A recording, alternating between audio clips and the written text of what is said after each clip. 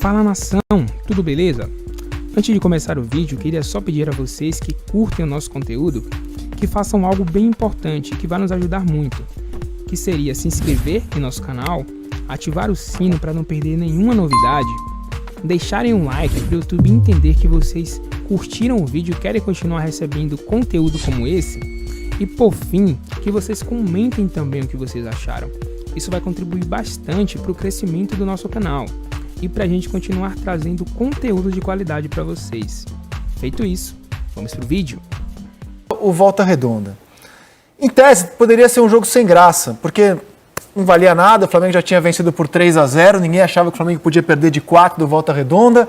O Flamengo viria com o time reserva, só que o time reserva do Flamengo tem Vitinho, tem Michael, tem Pedro e tem um cara que resolveu jogar e vestir a faixa de capitão, que é o Gabriel. Ele pediu para jogar e deram a faixa de capitão para ele, Paulo.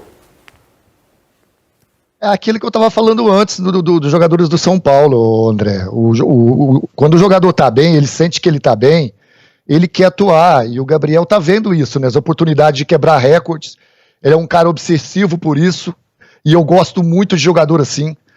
Jogador que é divertido dentro do campo, jogador que cobra dele próprio, né, as suas qualidades, as suas características, e acima de tudo quer jogar. É um cara que sabe da sua responsabilidade perante ao grupo, tanto que o Rogério dá a faixa de capitão para ele, né, a capacidade que ele tem, né, e principalmente, André, gosta de jogar, né? É aquilo que eu falo, o jogador que quando pede para jogar, mostra ao treinador que vai poder contar com ele sempre. E esse time do Flamengo, você estava falando aí, né, poderia não valer nada, mas o time do Flamengo entrou de um jeito no jogo, né, que não deixou a Volta Redonda nem respirar, né, já foi para cima pela sua capacidade técnica, pela sua qualidade e pelo bom trabalho que eu acho que o Rogério está desenvolvendo. Eu não vi muito esse trabalho na temporada passada, mas eu acho que a evolução é clara, ela é nítida, mesmo sendo um time mesclado. Eu acho que o trabalho ele é bem consciente daquilo que ele estava querendo mostrar pra gente na temporada passada, né? A entrada do Pedro junto com o Gabriel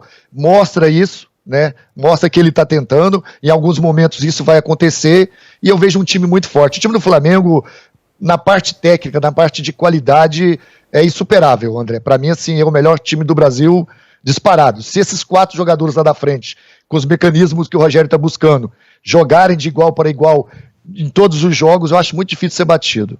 E o Gabriel é muito assunto, cara. É muito assunto, né? O cara pedir para jogar com a faixa de capitão. Você viu um Gabriel como no sábado, Luiz Roberto?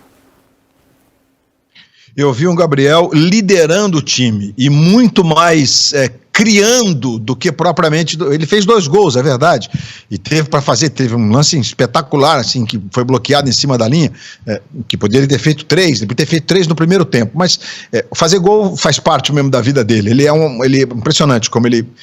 A coisa parece que flui com o Gabriel, mas ele comandou o time, ele liderou o time. Você vê a bola, a construção da jogada do primeiro gol que ele serve ao Michael, por exemplo. O Vitinho fez outro grande lance. Então o Gabriel fez uma partida espetacular, diferente do que normalmente ele faz, porque ele liderou esse time do Flamengo. Embora tivesse ali o Pedro, que é um outro jogador que tem condições de botar braçadeira e tudo mais, e tinha lá atrás, né? Os mais rodados estavam mais para trás. Então, assim, minha análise do Flamengo.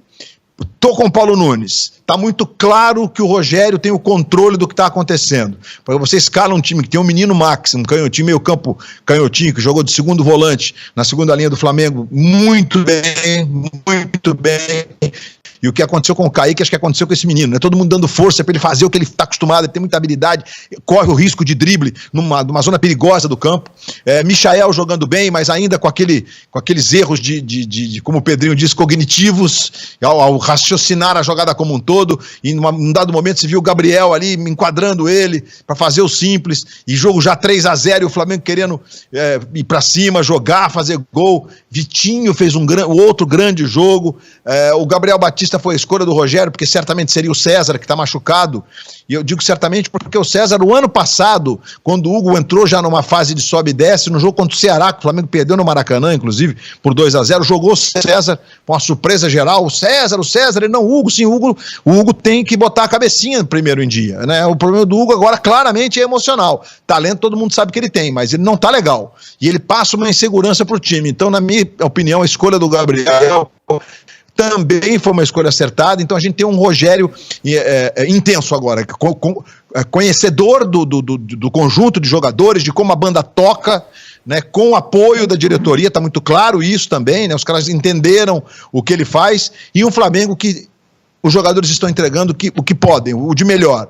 E jogadores que ano passado não entregaram tanto, como o Michael, como o Vitinho. O Hugo Moura é outro cara que está pedindo passagem, e nós sabemos que o João Gomes é o reserva imediato ali do meio campo. Eu diria até que ele só não é o 12º jogador, porque o 12º é o Pedro. E o Gabigol vai ser convocado pelo Tite, e a essa altura eu estou achando difícil ele não ser titular da seleção brasileira. Pois é, Lino, o Brasil vai enfrentar no dia 4 a seleção do Equador, em Porto Alegre, no Beira-Rio. Porto Alegre. E 4 dias depois encara o Paraguai em Assunção. Então, assim, o Gabriel está jogando de um jeito que acho que dá para afirmar que hoje não tem nenhum outro atacante brasileiro aqui ou no mundo jogando que o Gabriel está jogando hoje. Mas e aí, Lino, como é que você avalia a atuação do Gabriel como capitão e já mordendo a isca do Luiz Roberto? Dá para não chamar o Gabriel para esses 2 próximos jogos de eliminatórias? Não, acho que ele merece, sim. Ele merece. Ele hoje no Brasil é o atacante que se destaca, é o cara que define. Resolve uma coisa para mim aqui. Ele tem condições de jogar com Lacaleira amanhã. Sim, claro. O Gabriel não tem problema nenhum. Ele quis jogar sábado. Ele fez questão de jogar sábado e por isso, inclusive, ganhou a faixa de capitão. Pois é. Aí a gente sente a fome que ele tá, a vontade que ele tá de colaborar, de ter ritmo, de mostrar o futebol dele. Eu lamento porque eu acho que ele e Pedro, às vezes eles brigam um pouco por espaço dentro de campo. Quanto mais eles jogarem juntos, mais eles vão conseguir se entender, mais isso vai ser possível dentro do Flamengo. O Flamengo é dos poucos times no Brasil que a gente conhece de 1 a 11 e que tem esse 11 como titular, e os outros jogadores vão entrar na brecha, vão aproveitar a oportunidade. O Gabriel é óbvio que dentro de campo ofusca o Pedro, tira do Pedro um espaço que normalmente é para brilhar, para aproveitar nesse tipo de oportunidade, esse tipo de jogo, mas quem tem 2 jogadores do nível do que o Flamengo tem no comando de ataque, vai ter esse tipo, entre aspas, né, de problema. Um vai brilhar, o outro não vai aparecer tanto. Agora, o Gabriel em seleção brasileira, sim, a gente pode começar a discutir se o Richarlison não tira a vaga dele, né, se Gabriel Jesus não está por ali também, como é que você pode usar Firmino, em que circunstância, uma coisa ou outra. O Gabriel tem etapas para queimar, a etapa nacional sul-americana está absolutamente ultrapassada. Ele precisa, em seleção brasileira, provar que pode ser um jogador de padrão internacional. É a próxima etapa do trabalho do Gabriel. Merecer, ele merece, mas tem um grande desafio pela frente. Foi chamado uma vez pelo Tite, entrou menos de 20 minutos em um jogo. O Pedro tem 2 convocações pelo Tite. E como o Gabriel fracassou mesmo, né, na sua passagem pelo futebol europeu, só dá pra gente medir ele hoje como jogador internacional com a camisa da seleção brasileira e na Libertadores, quando, aliás, ele fez muita diferença a favor do Flamengo. Mas sobre o Pedro, a gente separou números, fomos apurar quantas vezes, como, em quantos minutos Pedro e Gabriel jogaram juntos, como nos 75 minutos de sábado. Com o Rogério Ceni no Campeonato Brasileiro de 2020, foram 76 minutos em campo. Contra o Bragantino, 9 minutos, 38 contra o Santos, vitória de 4-1 do Flamengo, 17 na derrota para o Ceará e 12 minutos na vitória sobre o Internacional. Ou seja, no Campeonato Brasileiro, este não era um plano do Rogério Ceni, escalar os 2 juntos, né? Chegou até a dizer que eles não jogariam juntos. No Carioca de 2021, os jogadores que não atuariam juntos já estiveram 155 minutos em campo. Foi na vitória sobre o Volta Redonda, 80 minutos, com os 2 juntos, e no sábado, 75 minutos, né? Foram 2 jogos em que o Rogério poupou muitos titulares, mas o Gabriel fez questão de jogar. Então, o Rogério escalou o Gabriel nesses 2 jogos. E na Libertadores de 2021, eles têm 19 minutos apenas juntos em campo. Em nenhum momento eles foram titulares juntos, começando o jogo juntos. Fala, Luiz. Eu acho que tem uma transformação do Gabigol no sentido, primeiro, de entender que se o Pedro jogar, provavelmente ele terá que se desdobrar. Se dobrar em qual sentido? Em sentido de alterar o seu jeito de jogar no momento. Quando joga com o Bruno Henrique, quando joga com o Arrascaeta e com o Everton Ribeiro. Quando joga o tal do quarteto. Né? E ele, no sábado, mostrou, a gente acabou de ver os lances que eu até me referia, né? Você vê que o primeiro gol do Gabriel, a jogada é do Pedro. Ele ganha do zagueiro num lance de corpo, que o pessoal do Volta Redonda reclamou de falta, 0 falta. Ele usa um braço ali só para fazer o giro, mas não tem, né? E aí serve o Gabriel, você tá vendo o lance aí.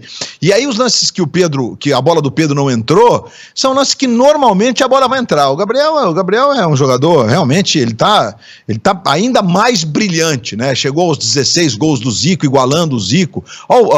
Esse é o segundo gol, né? Um lance que até dava ali a impressão de que talvez ele fosse tentar um cruzamento, a bola caiu no pé direito e tal, mas ele tem muito recurso. Você vê que ele não tá na jogada final, né? Ele tá, inclusive, se mostrando aí, digamos, conhecedor da atividade que ele tem que desenvolver se tiver o Pedro. E ele realmente comandou o time, foi muito bonito de ver. E teve até um lance curioso, porque quando ele foi substituído, não sei se vocês perceberam, ele brinca que ele vai reclamar com o Rogério. Ele sai, aí ele chega, se aproxima do Rogério e faz assim. Aí o Rogério olha para ele e sai rindo, aí os dois se abraçam e tal. Acho que aí depois fazendo como quem diz, né? Só pro pessoal falar alguma coisa e tal. Achei divertido. Você vê como o cara tá de astral alto. Né? Foi divertido isso. Como o cara tá de astral alto, porque, né, eles estão sujeitos, eles estão num holofote total.